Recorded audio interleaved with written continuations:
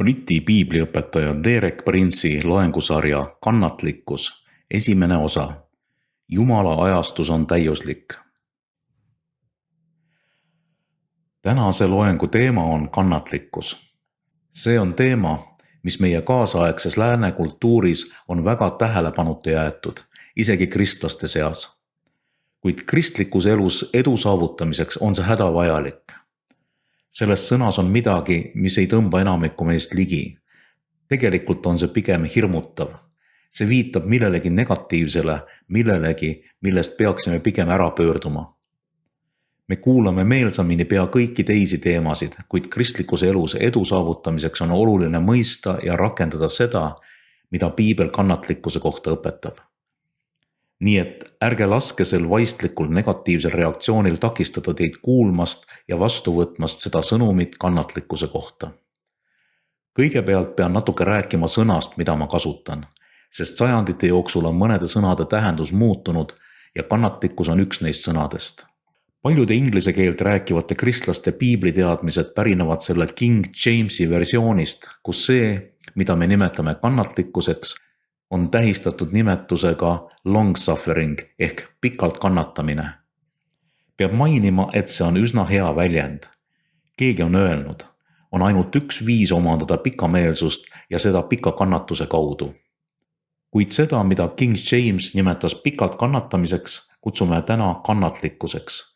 Ja mida King James nimetas kannatlikkuseks, nimetame tänapäeval sihikindluseks või vastupidavuseks. Nii et edaspidi ma kasutan tänapäevast terminoloogiat, kuid peate meeles pidama seda, mida ma ütlesin. Peame mõistma erinevust kannatlikkuse, selle tänapäevases tähenduses ja sihikindluse vahel. Sihikindlus on sisult aktiivne, isegi agressiivne. See liigub, võitleb, teeb pingutusi, see pürgib edasi. Seda väljendab selgelt Hebrealaste 12.1, kus autor ütleb. Seepärast ka meie, kelle ümber on nii suur pilv tunnistajaid, pangem maha kõik koormav ja patt, mis hõlpsasti takerdab meid ja jookskem püsivusega meile määratud võidujooksu. Lubage mul juhtida tähelepanu sellele, et kuningas Jamesi versioon ütleb, jookseme kannatuste läbi, kuid tänapäevane tõlge on püsivus ehk sihikindlus. Seega, sihikindlus on selline omadus, mida vajad võidujooksuks. See tähendab jõudu, pingutust, vastupidavust, survet edasi liikuda. See on sisult aktiivne. Kuid teisest küljest kannatlikkus on sisult passiivne. See seisab paigal, ei tee midagi, see ootab. Ja ma tahan teile öelda, et kumbki neist ei ole lihtne, kuid sihikindlus on palju lihtsam kui kannatlikkus. Ja ometi on kannatlikkusel koht Jumala rahva elus, mis ei ole asendatav. Miski ei saa kannatlikkust asendada. Peame mõistma, et Jumala rahvas on oma olemuselt inimesed, kes ootavad. Seda ütleb Paulus oma esimeses kirjas Thessaloniklastele 1:9-10, rääkides sellest, mis toimus Thessalonika kristlastega ja kuidas nende naabrid rääkisid neist. Nad ju ise teatavad, kuidas te meid vastu võtsite ning kuidas te olete ebajumalaist pöördunud Jumala poole, teenima elavat ja tõelist Jumalat ning ootama taevast tema poega Jeesust, kelle ta on surnuist üles äratanud ja kes meid tõmbab välja tulevasest vihast. Näete, siin on kaks asja kokku pandud. Me peame teenima elavat Jumalat, kuid me ootame ka tema poega Jeesust taevast. Seega Jumala rahvas ei ole kutsutud ainult teenima, vaid nad on kutsutud ka ootama. Ja siin on nii visadusel kui kannatlikkusel oma koht. Me teenime visadusega, ootame kannatlikkusega. Peame mõistma, et Jeesus ise on ootamas. Me ei mõtle sellele sageli, kuid Hebrealaste 10:11-13 räägib Jeesusest kui meie ootavast ülempreestrist. Iga preester seisab päevast päeva oma teenistuses ja ohverdab aina neid samu ohvreid, mis aga kunagi ei või ära võtta patte. Aga see siin, ohverdanud ühe ainsa ohvri pattude eest, on jäädavalt istunud Jumala paremale käele. Nüüd ainult oodates, kuni ta vaenlased pannakse ta jalajäriks. Nii et pangem tähele, praegu on Jeesus taevas Jumala paremal käel ja ootab. Ja nagu ma aru saan, on ta oodanud 2000 aastat. See on suurepärane näide kannatlikkusest. Ta ootab, et isa teeks talle teatavaks aja, mil ta peab väes ja hiilgusest tagasi tulema. See on aja, mil ta peab võtma vastu oma pruudi ehk kiriku. Ja ma saan aru, et Jeesusel on sügav igatsus, midagi, mida me ei suuda isegi täielikult mõista, olla igaveseks ühendatud oma pruudiga. Kuid ta ilmutab tohutut kannatlikkust. Ta ei kiirusta isa määratud ajast ette.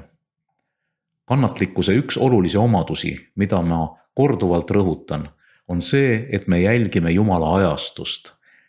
Jumal on orkestri dirigent ja meie jälgime tema taktikeppi. Näete, kas või üks kärsitu viiuldaja orkestris võib rikkuda kogu loo, olles kas või löögi murdosa võrra rütmist ees. Ja nii me peamegi ennast nägema, instrumentidena Jumala orkestris, koos Jumala kui dirigendiga. Selle vähese ootamine nõuab kannatust. Dirigendi peanoogutus või tema taktikepi õrn liigutus, mis ütleb meile, nüüd on sul aeg alustada. Piibel on lausa tulvil kõige imelisemaid lubadusi neile, kes ootavad. Ja ma tahan võtta natuke aega, et teid kannatlikkusele julgustada, tsiteerides vaid mõnd neid rohketest lubadustest. Arvan, et kui te otsite sõna oota või selle sünonüümi konkordantsis, siis olete üllatunud, kui palju kordi Jumal soovitab oma inimestele, et nad õpiksid ootama. Näiteks seda ütleb Taavet psalmis 25, 4-5. Issand, anna mulle teada oma teed, õpeta mulle oma teeradu. Ma olen kindel, et see on palve, mida enamik meist soovib palvetada, kuid järgmine salm ütleb meile ühe tingimuse. Juhi mind oma tõe teel ja õpeta mind, sest sina oled mu pääste Jumal, sind ma ootan kogu päeva. Seega hõlmab Jumala õpetus ootamise õppimist. Teatud mõttes võime öelda, et Jumal ei õpeta kannatamatuid, või siis, et ta õpetab neile ainult ühte asja ja see on kannatlikkus. Nad ei tee oma valdkonnas edusamme, kuni on õppinud kannatlikkust. Nii et pidage meeles, kui te soovite teada Jumala teed ja kui te tahate tema teedel targaks saada, siis peate ootama. Näete, Jumal on õpetaja. Ta mitte ainult ei õpeta, vaid valib ka õppekava ja selle, millist ainet me millises järjekorras õpime. Me võime mõne prohvetliku teema pärast väga põnevil olla, kuid Jumala õppeplaan ütleb, sinul tuleb õppida ustavust. Ja siis me muutume kannatamatuks, kui Jumal ei õpeta meile seda, mida meie teada tahame. Kuid selleks, et Jumalalt õppida, peate laskma tal valida mitte ainult õppekava, vaid määrata ka õpitava järjekorra.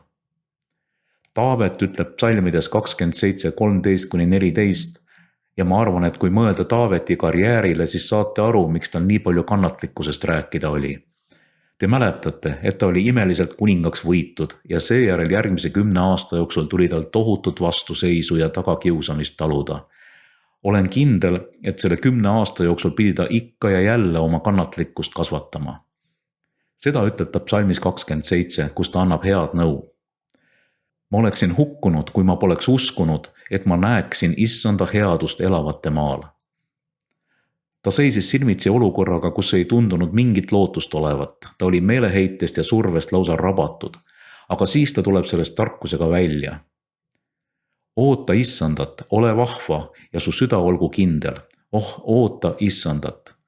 Niisiis, mida me teeme, kui kõik tundub meie vastu olevat? Surve kasvab, me ei näe kuskil valguskiirt, kõik on tume ja negatiivne.